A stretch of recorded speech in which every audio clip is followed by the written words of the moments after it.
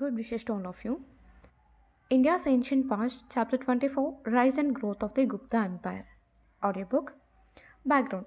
After the breakup of the Maurya Empire, the Shatavahanas and Kushanas emerged as the two large powers.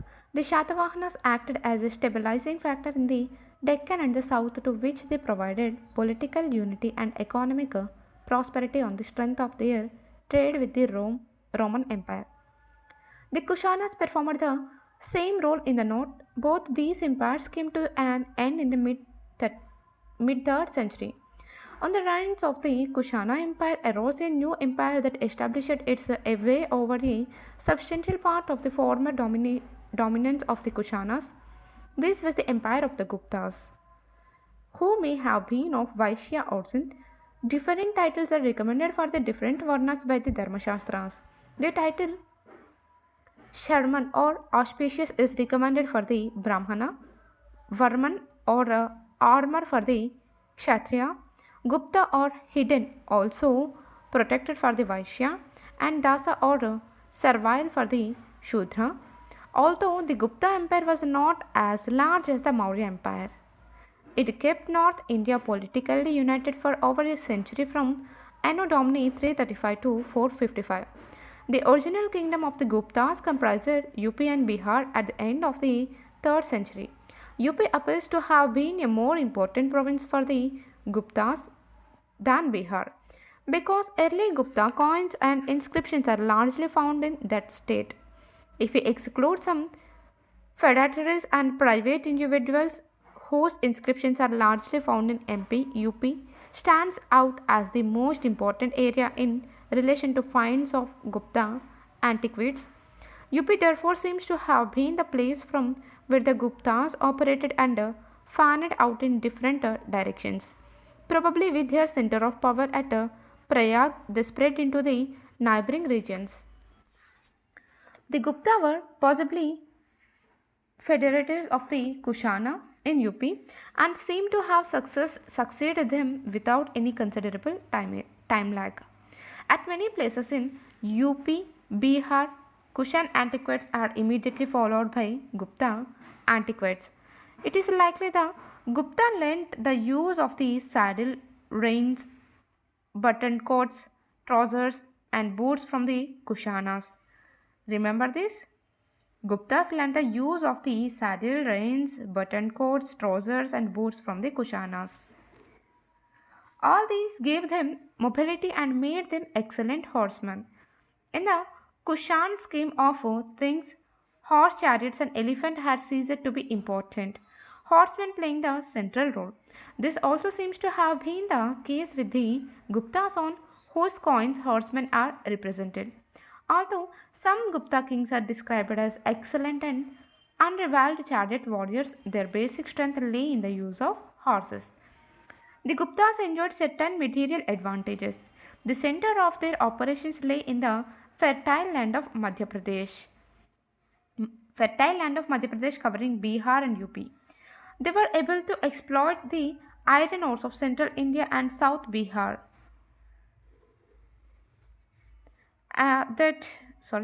Also, they took advantage of their proximity to the areas in North India that conducted the silk trade with the Eastern Roman Empire, also known as the Byzantine Empire. Given these favorable factors, the Gupta established their rule over Anuganga along the Gangas and in the mid-Gangatic basin, Prayag, modern Allahabad, Saketa, modern Ayodhya, and Magadha. In the course of time, this kingdom became an all-India empire.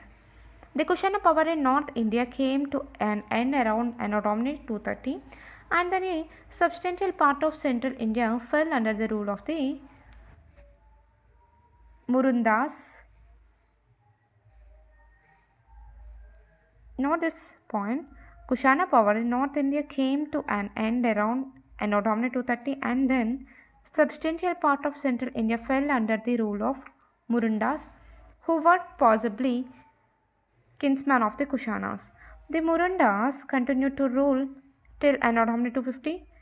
25 years later, in about Anno Domini 275, Gupta dynasty came to power. Chandragupta I, Anno Domini 319 to 34. 334. The first important king of the Gupta dynasty was Chandragupta I.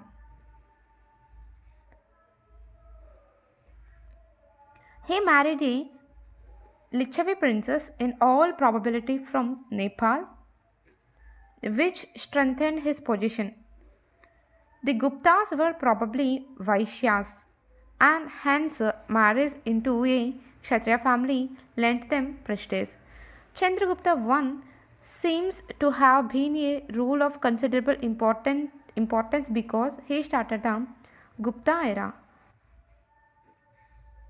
in Anno Domini 319 to 20, which marked the date of his accession. Later, many inscriptions of the Gupta era came to be dated in this era.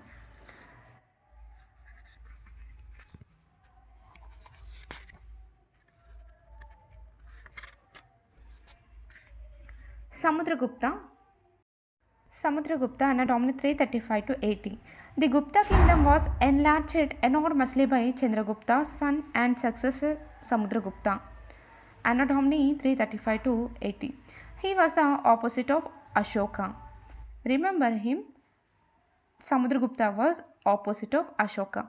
Ashoka believed in a policy of peace and non-aggression, but Samudragupta delighted in violence and conquest. His court poet Harisena wrote a glowing account of the military exploits of his patron, and in a long inscription, poet enumerate the peoples and countries that were conquered by Samudragupta. The inscription is engraved at Allahabad, the same pillar that carries the inscription of the peace-loving Ashoka. The places and the countries conquered by Samudragupta can be divided into 5 groups. Group 1 includes the princes of the Ganga Yamuna Doab who were defeated and whose kingdoms were incorporated into the Gupta Empire. Group 2 includes the rulers of the eastern Himalayan states and some of frontier states such as Nepal, Assam and Bengal, which were made to feel the weight of Samudragupta's arms. It also covers some republics of Punjab, republics which flickered on the reigns of the Maurya Empire were finally crushed by Samudragupta. Group 3 includes the forest kingdoms situated in the Vindhya region and known as Atavika Rajyas, which Samudragupta brought under his control. Group 4 includes 12 rulers of the eastern Deccan and South India who were conquered and liberated. Samudragupta's arm reached as far as Kanchi in Tamil Nadu, where the Pallavas were compelled to recognize his sovereignty. Group 5 includes the names of the Shakas and Kushanas, some of them ruling in Afghanistan. It is said that Samudragupta swept them out of power and received the submission of the rulers of distant lands. Prestige and influence of Samudragupta spread even outside India. According to a Chinese source, Meghavarman, the ruler of Sri Lanka, sent a missionary to Samudragupta for permission to build a Buddhist temple at Gaya. This was granted, and the temple was developed into a huge monastic establishment.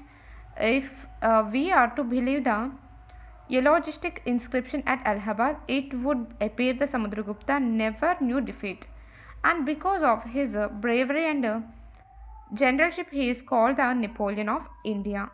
There is no doubt Samudragupta forcibly unified the greater part of India under him, and his power was felt in much larger area than that of his predecessors.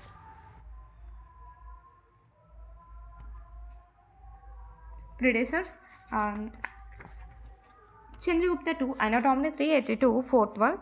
The reign of Chandragupta II saw the high watermark of the Gupta Empire, extended the limits of the empire by marriage alliance and conquest, Chandragupta married his daughter Prabhavati to a Vakhataka prince of the Brahmana caste and ruled in central India.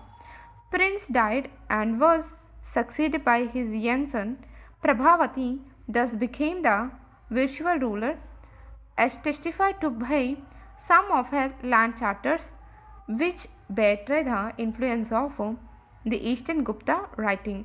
She promoted the interest of her father Chandragupta. Chandragupta exercised indirect control over the Vakataka kingdom in central India, and this afforded him great advantage. With his great influence in this area, Chandragupta too conquered Mathura from the Kushanas. More importantly, he occupied western Malwa and Gujarat, which had for about 4 centuries been under the rule of the Shakas Kshatrapas. Shaka Kshatrapas. The conquest gave Chandragupta control over the western seacoast, famous for trade and commerce. This contributed to the prosperity of Malwa and its chief city Ujjain. Ujjain seems to have been made the second capital by Chandragupta too.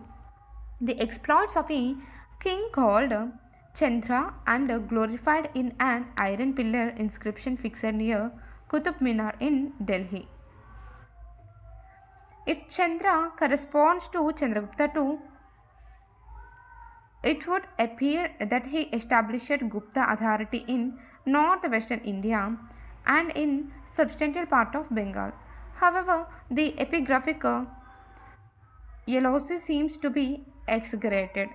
Chandragupta too adopted the title of Vikramaditya, which had been first used by an Ujjain ruler in 58 to 57 BC as a mark of victory over the Shaka Kshatrapas of western India.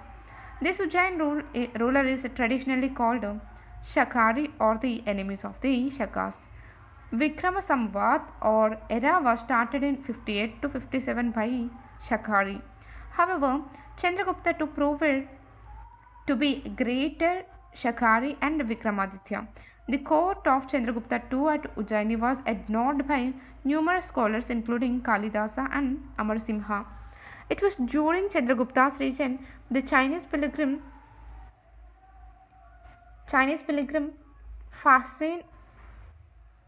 Fahasin Anno Domini 392 to 414 visited India and wrote an elaborate account of the life of its people. Fall of the empire. The successors of Chandragupta II had to face an invasion by the Hunas.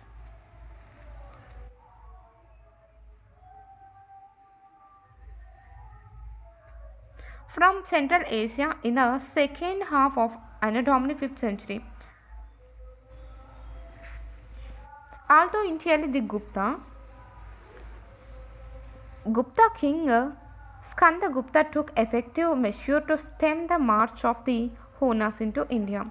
His successors proved to be weak and were unable to cope with the Huna invaders who excelled in horsemanship and possibly used stirrups made of metal.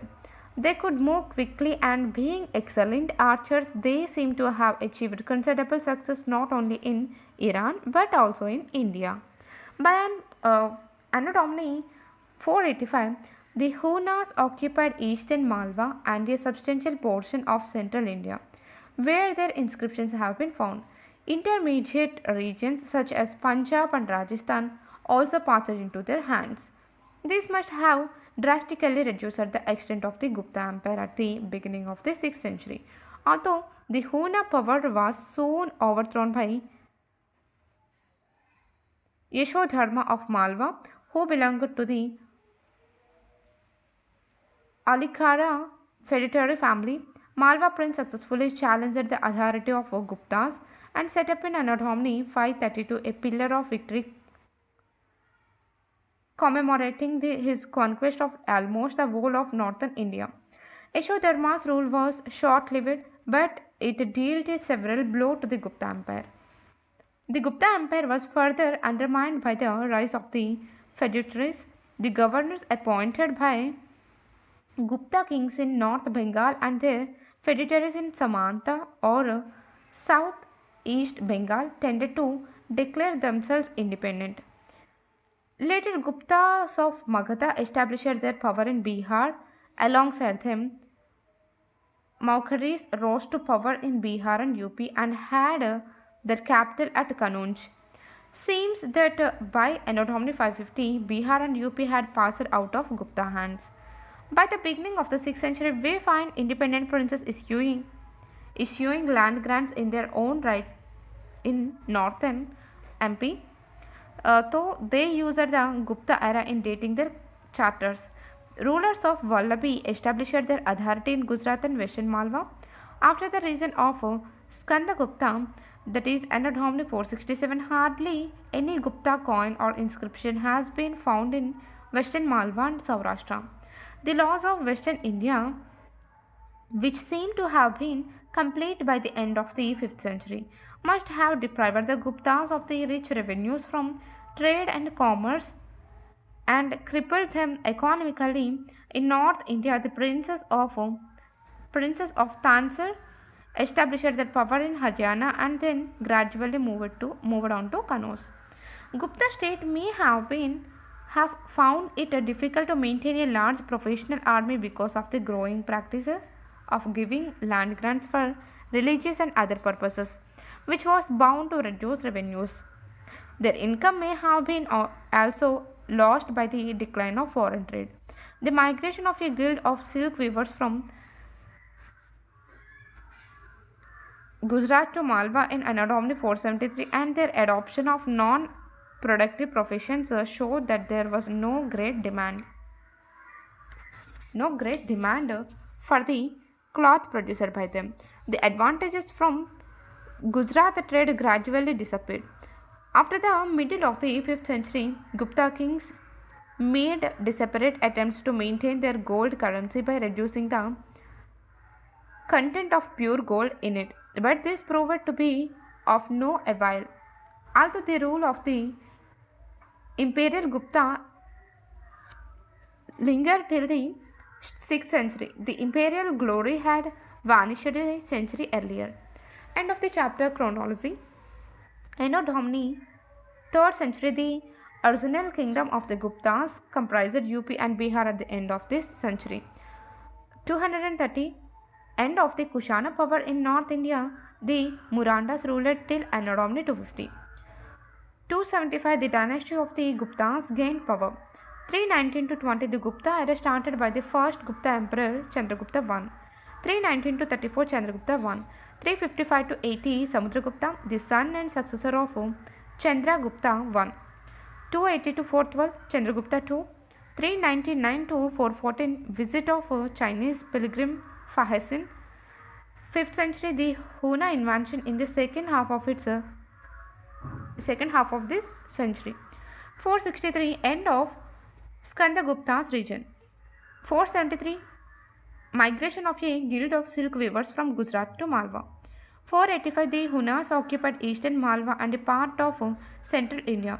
532, Yashodharma and Malwa prince challenged the Guptas and set up a victory pillar claiming his conquest of northern India. 550, the Guptas lost Bihar and UP. Thank you.